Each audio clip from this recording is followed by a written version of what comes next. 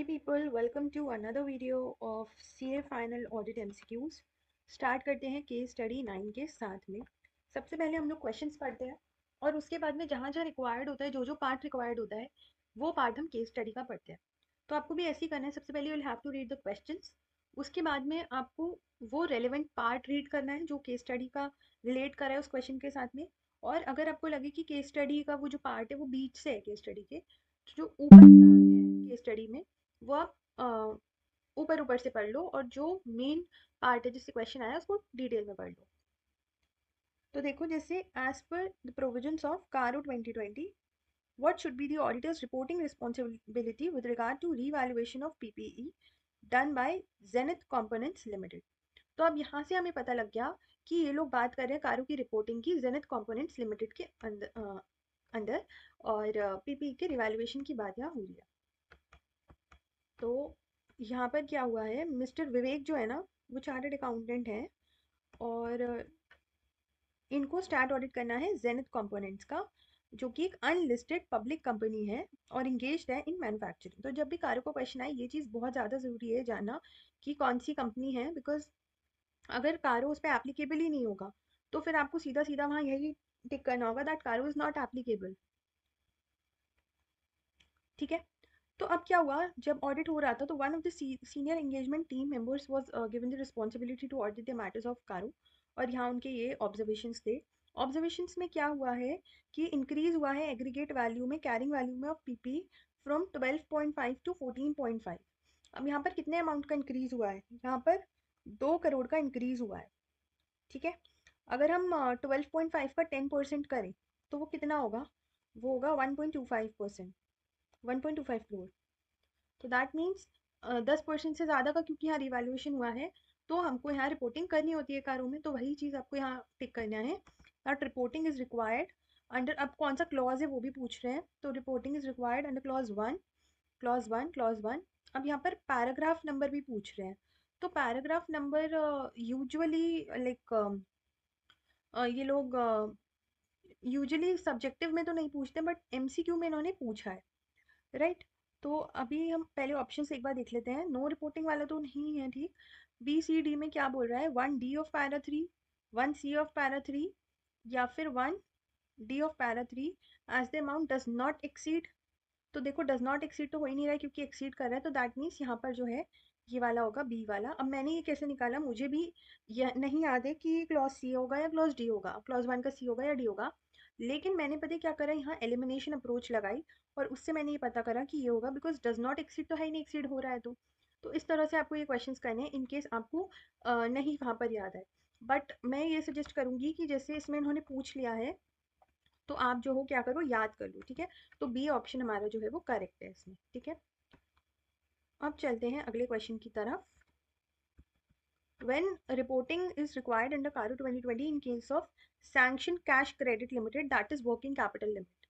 तो weather reporting requirement है या नहीं है, वर्किंग कैपिटल लिमिट की यहाँ पर बात कर रहे हैं लोग। तो इसमें ऑप्शंस में क्या क्या है, नहीं रिक्वायर्ड है, नहीं रिक्वायर्ड है, हाँ रिक्वायर्ड है क्लॉज 3 में, सिंस द कंपनी ने सैंक्शन करे हैं working capital limit in excess, and yes reporting is required under clause 2 as the company was sanction working capital limit in excess of 5 crore. और यहाँ पर क्या दिया है, 5 करोड़।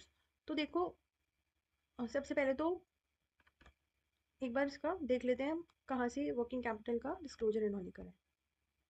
तो कैश क्रेडिट लिमिट जो है वो 5.25 करोड़ की है और on the security of current assets जो कि रिड्यूस हो गई थी 4.95 करोड़ तक 6 महीने के बाद में। Now in this connection the company submitted quarterly stock statements to the bank which were in agreement with the books of accounts. ठीक है। तो इन्होंने सिर्फ इतना दिया है कि यहाँ पर कैश क्रेडिट लिमिट जो थी वो 5 करोड़ के एक्सेस में थी। अब जब भी ऐसा होता है कि 5 करोड़ के एक्सेस में सैंक्शन होती है तो विल हैव टू रिपोर्ट। अब ये किस में होता है, ये हमारा इन्वेंट्री वाले क्लॉज में होता है। ठीक है। अब देखो इन्होंने ये बोला है क्लॉज 3, तो क्लॉज 3 किसका होता है, लोन्स एंड एडवांसेस का होता है। तो लोन्स एंड एडवांसेस में वर्किंग कैपिटल लिमिट्स की बात नहीं करते हैं लोग, ये लोग किस में बात करते हैं, ये लोग बात करते हैं क्लॉज 2 में ही। अब यहाँ पर ना या तो ऑप्शन ए है या ऑप्शन सी है, तो इसमें क्या लिखा है, no reporting is not required under clause 2 B of para 3 because the working capital limit was later reduce to below 5 crore. तो यहाँ पर यही पॉइंट इंपॉर्टेंट बन जाता है कि बाद में बाद में लिमिट रिड्यूस हो जाती है। तो बाद में लिमिट रिड्यूस हो जाने से कुछ नहीं फ़र्क है, आपका सैंक्शन तो एक्सेस में हुआ था ना, तो दैट मीन्स ए ऑप्शन ही होना चाहिए। अब एक बार इसको चेक कर लेते हैं इस आंसर को। मैंने भी क्योंकि ये पहले सॉल्व नहीं किया है। Yes, a is the option. अब इसकी एक बार मैं आपको बता देती हूँ। Company has been sanction working capital limits in excess of 5 crore rupees in aggregate from banks और financial institutions on the basis of security of current assets. No whether the quarterly returns are filed, ये सभी हमें करना होता है, if not gift it is. तो वो जो बोल रहे थे कि बाद में रिड्यूस हो गया 5 करोड़ से, तो that doesn't make a sense. Third question में क्या है कि जो रिपोर्ट है of audit of state housing department by the C and AG, वो आप किसको सबमिट करोगे? तो पीएसयू चैप्टर में आपको पता है कि जब भी हम स्टेट के अफेयर्स का कोई भी पीएसयू ऑडिट करते हैं, तो हम किसको रिपोर्ट करते हैं? गवर्नर को, जो भी स्टेट का गवर्नर होता है। और जब भी हम सेंट्रल लेवल पे बात करते हैं, तो हम किसको रिपोर्ट करते हैं? प्रेसिडेंट को। अब यहाँ पे क्लियरली गिवन है दैट स्टेट हाउसिंग डिपार्टमेंट। फिर भी मैं आपको एक बार इसका केस स्टडी का बैकग्राउंड दिखा देती हूँ कि ये कहाँ से पूछा है इन्होंने, बिकॉज जल्दीबाजी में डोंट हैव टू आंसर। तो देखो, जो रिलायंट एंड कंपनी है, इसको अपॉइंट करा गया है कि ये कंडक्ट करे audit of the state housing department, और जो ऑफिस ऑफ सीएनडीजी उन्होंने ऐसे ऐसे ऑब्जर्व करे हैं दोनों क्राइटेरिया। तो पीएससी ऑडिट का क्वेश्चन है, और यहाँ पर ये क्लियरली स्टेट लेवल की बात हो रही है, तो दैट मीन्स यहाँ पर हमें किसको रिपोर्टिंग करना होगा? गवर्नर को। अब यहाँ पर प्रेसिडेंट वैसे तो देखो ऑप्शन ही नहीं है, बट यहाँ पे ये लोग एग्जाम में ऐसा कर सकते हैं कि प्रेसिडेंट भी ऑप्शन दे दें, सेंट्रल गवर्नमेंट भी दे दें और गवर्नर भी दे दें। तो ये चीज़ अगर आपको नहीं पता होगी तो यू माइट मेक मिस्टेक्स। तो ये चीज़ आपको ध्यान से पढ़ना है, ठीक है। फोर्थ क्वेश्चन बोल रहा है that with respect to Ecotherm Power Limited, which of the following statements correctly recognises the sustainability reporting indicators. तो इकोथर्म पावर लिमिटेड में क्या है, मुझे लग रहा है कि ये एसडीजी से उन्होंने इसको कनेक्ट कर दिया है। एक बार केस स्टडीज के लिए पढ़ना पड़ेगा हमें।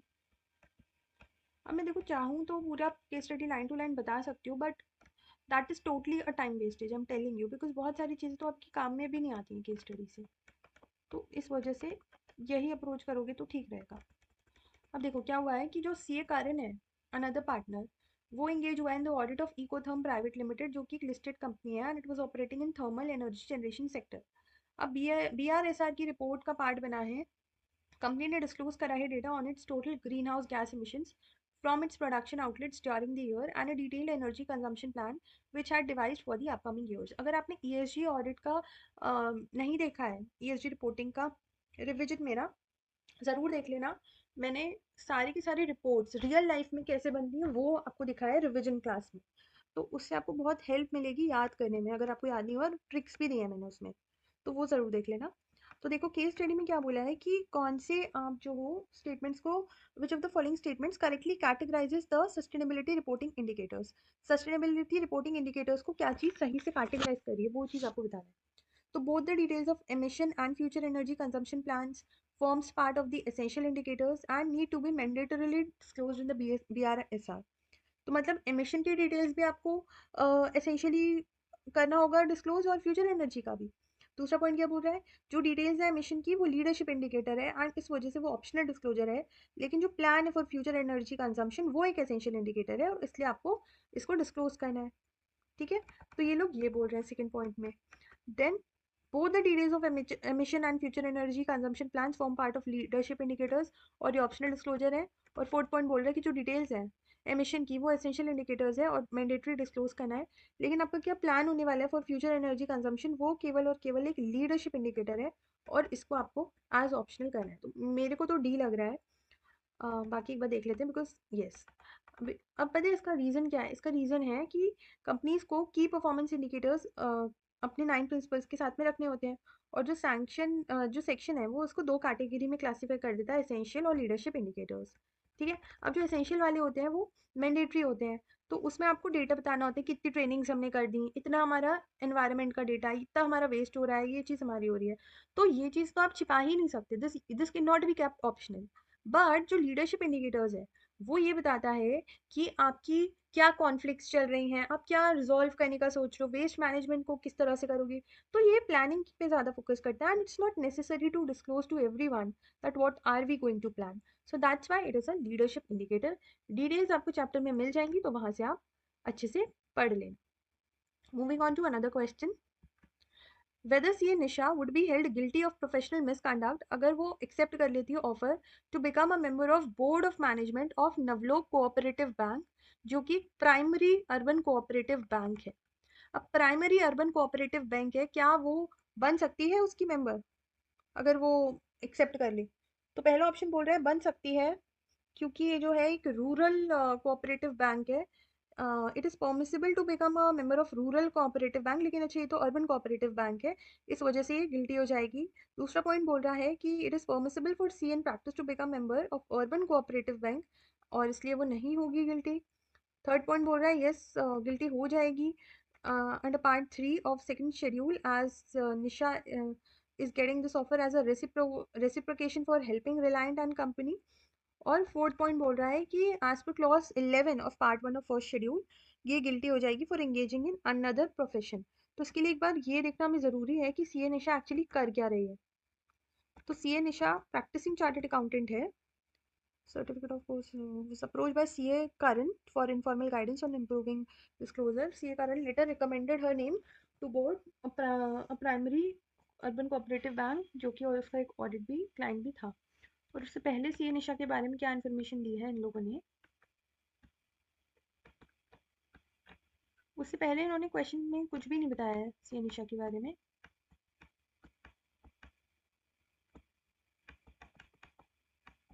सिर्फ इतना बताया कि इन्होंने रिसेंटली ही अपनी वो करी है ट्रेनिंग पूरी, और उसकी नॉलेज से इम्प्रेस होकर के सीए करण ने उनका नाम बैंक में रिकमेंड कर दिया है। तो उसके बारे में बताने C Ahmed another professional colleague advice Nisha to refrain from accepting the post, आज उसकी वजह से उसको मिसकंडक्ट हो सकता है। तो अब बताओ कि उसको एक्सेप्ट करना चाहिए या नहीं करना चाहिए। तो इसके लिए मैं आपको एक बार इसके एक्सप्लेनेशन पर ही ले चलती हूँ, उससे क्लियरली पता लग जाएगा। तो देखो ये परमिसिबल है कि वो अर्बन कोऑपरेटिव की बन सकती है, इसलिए वो गिल्टी नहीं होगी। अब ये ना किसी क्लॉज से नहीं है, ये रीसेंट डिसीजन है ईएसबी का, एथिकल स्टैंडर्ड बोर्ड का, कि it is permissible for a member in practice कि वो प्रोफेशनल डायरेक्टर बन जाए in the board of management of a cooperative bank. तो इस वजह से she will not be held guilty, और इसका ऑप्शन क्या हो जाएगा, बी ऑप्शन हो जाएगा। ठीक है, चलो बढ़ते हैं 10th केस स्टडी की तरफ। So it is written that in the given case the cyber attack technique encountered by the company is known as। now here हमको केस स्टडी देखना होगा दैट ये किस एस्पेक्ट में बात कर रहा है। तो यहाँ साइबर अटैक टेक्निक की बात कर रहा है जो कि कंपनी ने एनकाउंटर करी है। So here in this paragraph क्या हुआ है, जो टेक्नोवा सॉल्यूशंस लिमिटेड है वो एक सॉफ्टवेयर डेवलपमेंट की कंपनी है and one of the top 500 listed entities में एक है, और जो एनएससी पे भी लिस्टेड है। Now it is specialised in delivering customised enterprise resource planning. अब क्या हुआ है कि सीएफओ को रिसीव हुई है highly realistic voice message from a known vendor apex system. ना यहाँ पर ही इस क्वेश्चन का हिंट है कि इस केस स्टडी में क्वेश्चन कहाँ से है। तो हुआ ये है कि जो सीएफओ है इस कंपनी का, उसको एक रियलिस्टिक वॉइस का मैसेज रिसीव हुआ है नोन वेंडर से जिसका नाम है एपेक्स सिस्टम। यानी कि उसको एक ऐसा वॉइस मैसेज रिसीव हुआ है जो उसको लग रहा है कि वो बहुत रियल है, और वो वेंडर अपना नाम बता रहा है एपेक्स सिस्टम ना। उसमें उसने डिटेल दी है एक लास्ट मिनट चेंज की to their bank details for an upcoming 45 lakhs payment for server maintenance licences. और जो मैसेज है वो अर्जेंट लग रहा है and it was syntactically correct, mimicking the vendors typical communication style. तो एक तरह से वैसे एग्जाम्पल है जैसे आजकल फ्रॉड्स हो रहे हैं, तो वो लोग फेक वॉइस बना करके एआई का यूज़ करके and they like do various types of frauds. तो ये उसी से ही आया है। अब इसमें हमको यही बताना है कि इन लोगों ने कौन सी साइबर अटैक की टेक्निक यहाँ पर यूज़ की है। सो जब भी वॉइस का कुछ भी प्रॉब्लम होता है, वॉइस के रिलेटेड कोई अटैक होता है, उसको हम बोलते हैं विशिंग। इसका एक बार हम कंसेप्ट देख लेते हैं। तो ये क्या है, एक वॉइस फिशिंग अटैक है जो कि फ्रॉडलेंट फ़ोन कॉल्स और वॉइस मैसेज के लिए यूज़ होता है। तो उसको आप समझ सकते हो वॉइस के थ्रू अटैक प्लस फिशिंग, और उसको हमने क्या बनाया है, विशिंग बनाया है, राइट। तो इसमें कन्विंस करते हैं कि वो अपनी प्राइवेट इन्फॉर्मेशन बताए, जैसे आजकल ओटीपी और इन सब के रिलेटेड फ्रॉड्स हो रहे हैं। So the option for this question will be B. अब चलते हैं नेक्स्ट क्वेश्चन पे। उसमें क्या लिखा है, considering the facts given in the case relating to loss and deficiency in internal controls which led to the fraud, what is the most appropriate reporting implication for the auditor regarding the opinion। अब facts हम देख लेते हैं कि कौन कौन से facts हैं जो लॉस और डेफिशिएंसी से रिलेटेड हैं। तो एक बार इसके लिए will have to read the case study, और उसके बाद में हमें ओपिनियन देना है। दैट मीन्स हमको 700 और 705 के जो प्रोविजन है उनका यूज़ करना है। तो यहाँ तक तो इन लोगों ने उसी की ही बात करी है। फिर क्या हुआ है, जो स्टैट्यूटरी ऑडिटर्स हैं messrs A and P associates, उन्होंने ये डिटरमाइन करा है कि जो कंपनी के इंटरनल कंट्रोल्स हैं ओवर द डिस्बर्समेंट्स वो डेफिशिएंट है, specifically regarding change management for vendor banking details. तो यानी कि इन लोगों के जो कंट्रोल्स हैं, इंटरनल कंट्रोल्स हैं, वहाँ पर क्या है, वीकनेस है। ठीक है, अब इंटरनल कंट्रोल्स वीक है तो यहाँ पर हमको हमारे दिमाग में दो चीज़ें होनी चाहिए, that whether the auditor is able to obtain sufficient and appropriate audit evidence और नॉट। तो यहाँ पर क्या है, यहाँ पर अभी तक हमको ये पता लगा है कि कंट्रोल्स हैं तो, but there is a deficiency. अब जो लॉस है, इट इज़ दो मटीरियल, क्योंकि वो प्रॉफिटेबिलिटी मेट्रिक्स को इम्पैक्ट कर रहा है, लेकिन it is determined that it is not to be pervasive to the financial statements as a whole. तो यहाँ से हमको एक हिंट मिल गया कि हमको यहाँ पर क्वालिफाइड ओपिनियन देना है या फिर हमको डिस्क्लेमर या फिर एडवर्स ओपिनियन देना है। So it is clearly written कि यहाँ पर नॉट परवेसिव है। ठीक है, तो अब इसके लिए ना एक मैं आपको मेमोरी टेक्निक बता देती हूँ, MNOP, MNOPQ। दैट मीन्स क्या हुआ, जब ये कंफ्यूजन रहता है ना बहुत लोगों को कि कौन सी ओपिनियन आएगा, तो इसके लिए मैं बता रही हूँ, ये मेरी ट्रिक नहीं है, ये भी मैंने किसी फैकल्टी से ही सीखी है। So it is written MNOPQ, यही तो ABCD में आता है। तो इससे क्या होगा, material, M for material but not pervasive, material but not pervasive, तो क्या आएगा, क्वालिफाइड आएगा। तो यहाँ पे यही लिखा हुआ है that it was determined not to be pervasive, तो दैट मीन्स यहाँ क्या, कौन सी ओपिनियन आनी चाहिए, क्वालिफाइड ओपिनियन आनी चाहिए। अब जो ऑडिटर का प्राइमरी कंसर्न था वो शिफ्ट हो गया डिजाइन एंड इम्प्लीमेंटेशन पे to prevent future deep fake frauds. और जो ऑडिटर का एफर्ट था relating to testing of controls and substantive procedures, वो उसने 15% से बढ़ा लिया क्योंकि उसको ना डेफिशिएंसी मिली। बट बिकॉज यहाँ पर क्या है, मटीरियल बट नॉट परवेसिव है, तो इस वजह से क्या आएगा, यहाँ पर आएगा आपका सी ऑप्शन। लेकिन यहाँ पर एक चीज़ और है कि implementation of auditor regarding the opinion तो अनमॉडिफाइड तो है ही नहीं, और ये दोनों इसलिए नहीं आएंगे क्योंकि मटेरियल बट परवेसिव नहीं है इसका इफेक्ट, तो that means the option should be C. एक बार इसका एक्सप्लेनेशन भी देख लेते हैं। एज पर 705 एक क्वालिफाइड ओपिनियन देता है जब उसने सफिशिएंट अप्रोप्रिएट ऑडिट एविडेंस ले लिया होता है और वो मटेरियल भी होता है, कि वहाँ पर क्या है, एविडेंसेस कंक्लूड कि जो भी मिस स्टेटमेंट्स है, मतलब यहाँ पर उसको sufficient and appropriate audit evidence मिल गया कि यहाँ पर मटेरियल मिस स्टेटमेंट एग्जिस्ट कर रही है, बट इसका इफेक्ट क्योंकि नॉट परवेसिव है, दैट इज वाई यहाँ पर क्या आएगा, क्वालिफाइड ओपिनियन आएगा। Now let's move on to third question. इसमें क्या लिखा है, जो मैनेजमेंट है टेक्नोवा के, उन्होंने डिसाइड करा है कि हम एक स्टेटमेंट बनाएंगे relating to ESG performance. Now if the company were to follow the SEBI mandate for disclosure on non financial metrics, तो कौन सी रिपोर्ट उसको प्राइमरीली बनानी होगी, being a top 500 listed entity. तो 500 लिस्टेड एंटिटी के लिए कौन सी रिपोर्ट हमारे को मैंडेटरीली बनानी है, तो उसमें लिखा हुआ है इंटीग्रेटेड रिपोर्ट होती है एक, तो वो हमको मैंडेटरली बनानी होती है फॉर टॉप 500 लिस्टेड कंपनीज, और टॉप 1000 लिस्टेड एंटिटीज के लिए एक BRSR। तो यहाँ पर जो ऑप्शन आएगा वो सी आएगा।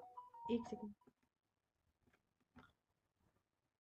यहाँ पर क्योंकि they were to follow the SEBI mandate for disclosure of non financial metrics, और ये एक टॉप 500 लिस्टेड एंटिटीज में एक है। अब ये क्योंकि टॉप 500 लिस्टेड एंटिटीज में एक है, तो दैट मीन्स ये 1000 में तो आएगी ही, जो 500 में आ गया, इस वजह से यहाँ पर है। वो जो चीज़ मैं आपको 500 का बता रही हूँ, मैं उसके लिए भी आपको एक बार क्लैरिटी दे देती हूँ। तो होता यह है कि जो इंटीग्रेटेड रिपोर्टिंग है ना, वो मैंडेटरी होती है फॉर द 500 लिस्टेड एंटिटीज। ठीक है, और जो BRSR है, तो अब क्या हुआ है ना, जो BRSR है वो टॉप 1000 के लिए मैंडेटरी लिस्टेड है।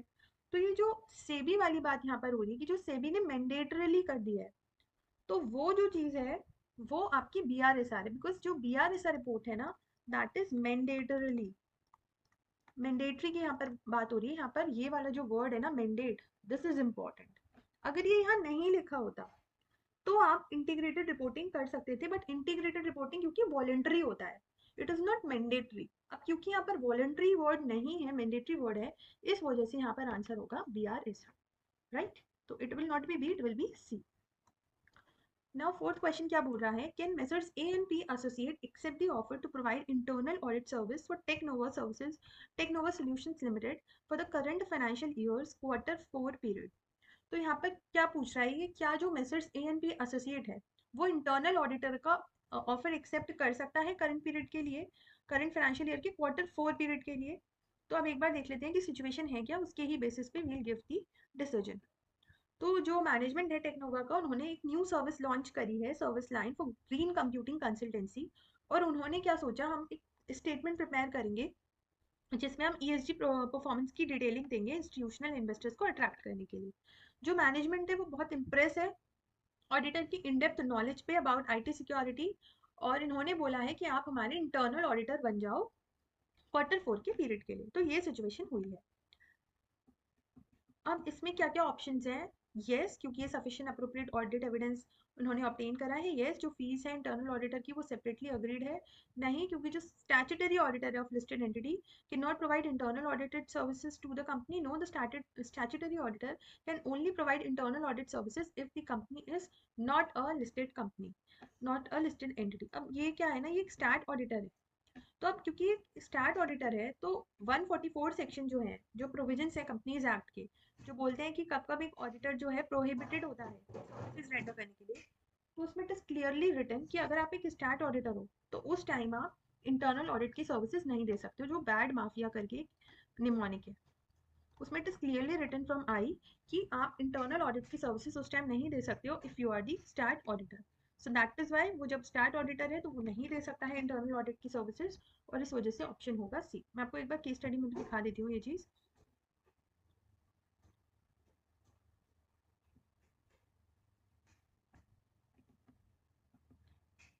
ये देखो, ये स्टैट ऑडिटर है, ठीक है। इट इज क्लियरली रिटन कि क्या है, स्टैट ऑडिटर है। That's why they can not be the internal auditor. बढ़ते हैं अगले क्वेश्चन की तरफ। So it is going to be case study number 11। छोटी सी केस स्टडी है। Which of the following is correct with regards to CA Supriya approached by a hospitality client for conducting a mystery audit. ये जो mystery audit वाला question है ना, ये अभी जनवरी 2026 में भी आ चुका है, तो प्लीज़ इसको ध्यान से पढ़ना, ठीक है। अब देखो, इसमें सिचुएशन देख लेते हैं हुई क्या सिचुएशन है। सुप्रिया जो है एक सीए है और वो पार्टनर है एसपीआर एंड एसोसिएट्स में, जो कि फॉर्म बहुत अलग अलग असाइनमेंट्स में है, जैसे audit, advisory, compliance, management consultancy, banking, education, cooperative and public sectors में। रिसेंटली जो फॉर्म है उसने फॉलोइंग एंगेजमेंट रिक्वेस्ट देखी है कि जो सीए सुप्रिया है वो एक स्टार्ट ऑडिटर है मेजर क्लाइंट की, Cozy textile, has been requested by the management to assist in compilation of financial information into a proper format for presentation to prospective investors in accordance with SRS 4410। यानी कि question ये है कि जब सुप्रिया एक stat auditor है तो क्या वो ऐसी सर्विसेज दे सकती है जो कि नॉन एश्योरेंस सर्विसेज हैं SRS 4410 के हिसाब से। तो इसी से ही रिलेटेड आपका क्वेश्चन है। तो उसमें कि नहीं कर सकता क्योंकि आउटसाइड द स्कोप है। Can give assignment since mystery audit जो है वो परमिटेड सर्विस है। Can accept the assignment only if the client is not an existing audit client, या फिर can accept the assignment only if approved by ICAI in writing. तो इसमें B option, वो accept कर सकती है मिस्ट्री ऑडिट अगर वो एक परमिटेड सर्विस है। तो ये एथिकल बोर्ड्स ने परमिट करी है मिस्ट्री ऑडिट के लिए। तो ये ना, ये क्वेश्चन जनवरी 2026 में भी आया था, तो उसको ध्यान से पढ़ना। यहाँ पर मिस्ट्री ऑडिट जो है स्पेसिफिकली आप एथिकल बोर्ड डिसीजंस पढ़ोगे तो उसमें परमिटेड है।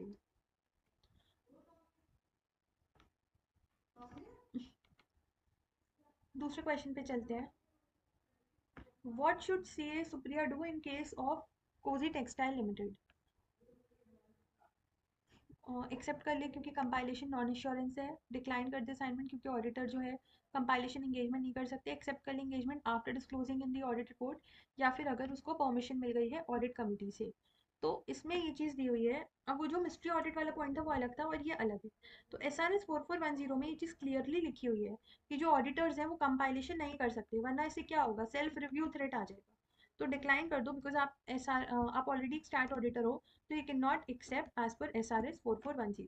तो ये वाला जो पॉइंट था that is related to your question number 2, और ये वाला जो पॉइंट है that is related to question number 1, जो कि मैंने आपको क्वेश्चन से ही डायरेक्ट करवा दिया था, ठीक है। अब बढ़ते हैं थर्ड क्वेश्चन की तरफ। Can CA Supriya digitally sign the ROC forms for Fair Private Limited? हाँ, वो साइन कर सकती है क्योंकि वो क्वालिफाइड सीए है। She may sign if she does not receive any remuneration. She may sign if she is not the auditor. No, she can not sign क्योंकि उससे कॉन्फ्लिक्ट आता है ऑडिटर के रोल के लिए। तो इसमें क्या, अभी वैसे तो छोटी केस स्टडी है तो आप चाहो तो पूरा साथ में भी पढ़ सकते हो।